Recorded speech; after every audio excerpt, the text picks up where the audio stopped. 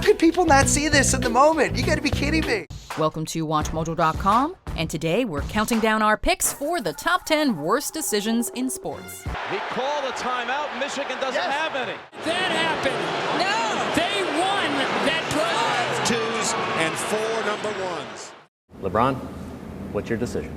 For this list, we're looking at how some poor decisions have cost sports teams and players. However, these need to have actually occurred in the sport and not just at a sporting event. Therefore, incidents like Roseanne Barr's interesting performance of the American national anthem will not count. What do you think was the worst decision in sports? Let us know in the comments. Number 10, the 2002 figure skating mishap. David, what was your first thought when the numbers went up? It was like a punch in the stomach. In the 2002 Winter Olympics, Russia was awarded gold in the pairs figure skating event, to the shock of many, including the silver medalists. Jamie Salé and David Pelletier of Canada put on a performance that many felt should have won the duo gold. As the scores came in, so did many complaints, and the judges were accused of fixing the competition. This was confirmed when a French judge broke down in her hotel and confessed that she was pressured by the head of the French skating organization to give the Russians a higher score. She just came running over and said, Sally, you must help me. I wasn't right. The Canadians were better. This led to both Russia and Canada being awarded the gold. They could see that we made absolutely no mistake, and it has to be that picky when two skaters do skate well. And they definitely did make a mistake. Number 9, Patrick Roy versus Mario Tremblay. Okay, but like I said before, hell of a son, bang, bang, 8-9 goals. I didn't have any choice then, and I know that he was mad. It was an off night for the Montreal Canadiens in December of '95. The team was suffering at the hands of the Detroit Red Wings. However, it could have gone very differently. It was well known that goalie Patrick Roy and new coach Mario Tremblay were not the best of friends. But this poor relationship escalated after Tremblay waited until Roy had let in 9 goals before switching goalies. Tremblay's power play contributed to the biggest home defeat in Canadiens history. Montreal would lose their star goalie shortly after, and Roy went on to win 2 more Stanley Cups with the Colorado Avalanche. It's not easy, and it's too bad how this whole situation came out. Number 8, Gretzky is benched. Wayne Gretzky, the first player to come out of the locker room. And Wayne, is this the toughest moment in your hockey career?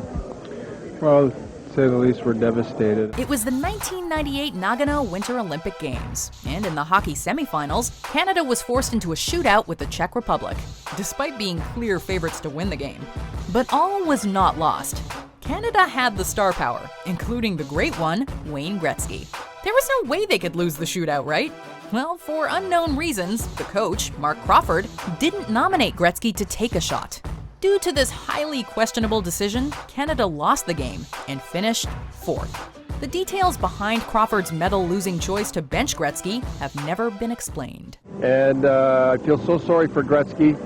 You know, you can almost see it in his eyes. This is it for me for the Olympics, and it's sad. Number 7, the decision. LeBron, what's your decision?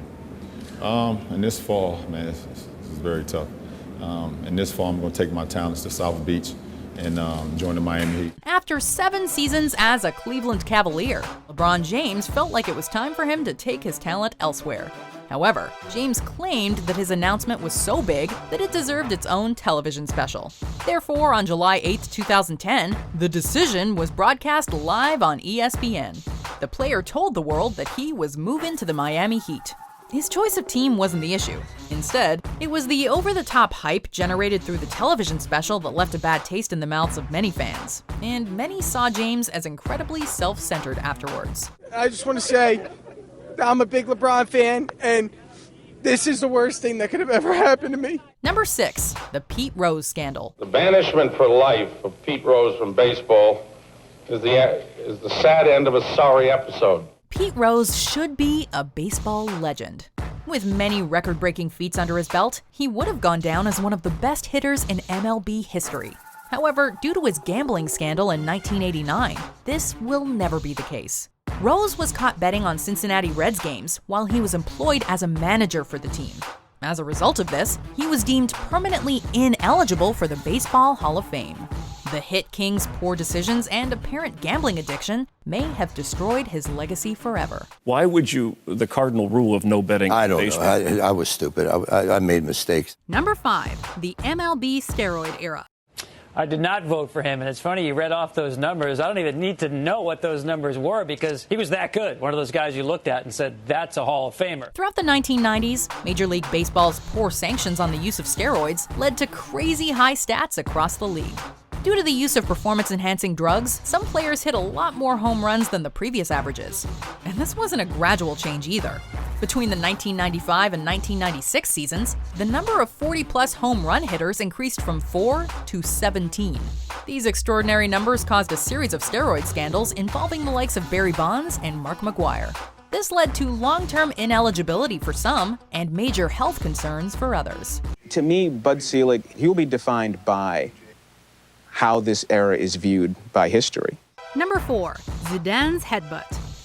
In the dying stages of extra time in the 2006 World Cup final between France and Italy, star striker Zinedine Zidane was needed for the possible penalty shootout that would follow.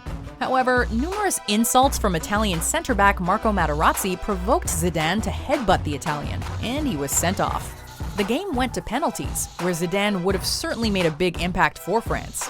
However, they lost to Italy instead. Zidane has publicly said that he wouldn't have been able to live with himself if he wasn't sent off. We're not sure that France would say the same thing. You can't excuse that. Zidane's career ends in disgrace. Number 3, 1 yard to victory. Pass is intercepted at the goal line. With the clock winding down on Super Bowl 49, the Seattle Seahawks were closing in on defeating the Patriots and winning the big game for the second consecutive year. All that was left for them was to move the ball 1 yard into the end zone. With beast mode Marshawn Lynch on their side, it seemed like the Seahawks were almost definitely going to run it in and win the game. However, in a shocking turn of events, Seattle decided to try and pass the ball instead. This led to Malcolm Butler intercepting the pass and New England winning the Super Bowl. It's gotta be one of the dumbest calls in Super Bowl history. Number 2, Sam Bowie over Michael Jordan. Sam Bowie was really good. But by the time they drafted him, he'd missed 2 full years, he'd been redshirted twice. To me, it's more of a what if. Nobody can see the future, but they can dwell on the past, especially if you're the Portland Trailblazers. In the 1984 NBA draft, Portland was on the clock for the 2nd overall pick, selecting Sam Bowie from Kentucky. However, in the 3rd pick, Chicago drafted Michael Jordan. Bowie was a decent player, but his career was plagued with numerous injuries, making this a bad decision before we even look at what Jordan accomplished on the court. He was, and still is, a pop culture powerhouse. We can be sure that Portland is still kicking themselves about this one. How could people not see this in the moment? You gotta be kidding me. Who passes up this guy?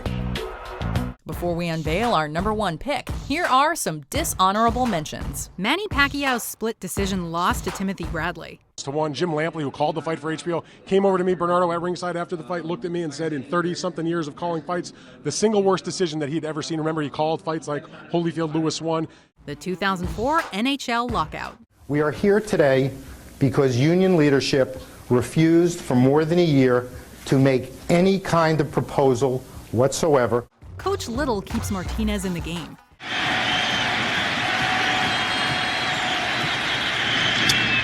A flare into center field. Out as Walker won't get it. The base running of Matsui. He comes home. Nobody covers second. Tie game. Chris Webber's timeout. Michigan will have to bring it. Oh, he walked. He walked and the referee missed it. Weber brings it into the front court. They have no timeouts remaining. Oh, he causes too many timeouts. That's a technical foul. He called a timeout. Michigan doesn't have any. J.R. Smith dribbles out the clock. Hill misses. Rebound goes to the Cavs. J.R. Smith brings it back out. Throws it to Hill. Hill shot blocked. And we'll go to overtime. Before we continue, be sure to subscribe to our channel and ring the bell to get notified about our latest videos. You have the option to be notified for occasional videos or all of them. If you're on your phone, make sure you go into your settings and switch on notifications. Number 1, Kris Humphries marrying Kim Kardashian. In accord with the laws of the state of California, I pronounce you husband and wife. Kris, you may kiss your bride. Just kidding. Number 1, Babe Ruth. franchise killer. New York never was able to beat the Red Sox before this. The Red Sox could never beat New York after the sale either. Still recognized today as one of the greatest hitters in baseball history, Babe Ruth was possibly the biggest steal for the Yankees, no matter the price. After building a legend in Boston, he was sold to New York's better-known team in 1919. This deal saw the beginning of the curse of the Bambino. After Ruth's move, he managed to capture 4 World Series titles, while the Sox were in the early stages of an 86-year championship drought. Not only did Ruth bring New York a lot of glory, but his departure from Boston fueled one of the greatest rivalries in sports. Harry Frazee was sitting in a taxi, and he was bragging that he sold Ruth, and the cab driver slammed the brakes, pulled him out, and punched him in the nose. Do you agree with our picks? Check out this other recent clip from WatchMojo, and be sure to subscribe and ring the bell to be notified about our latest videos.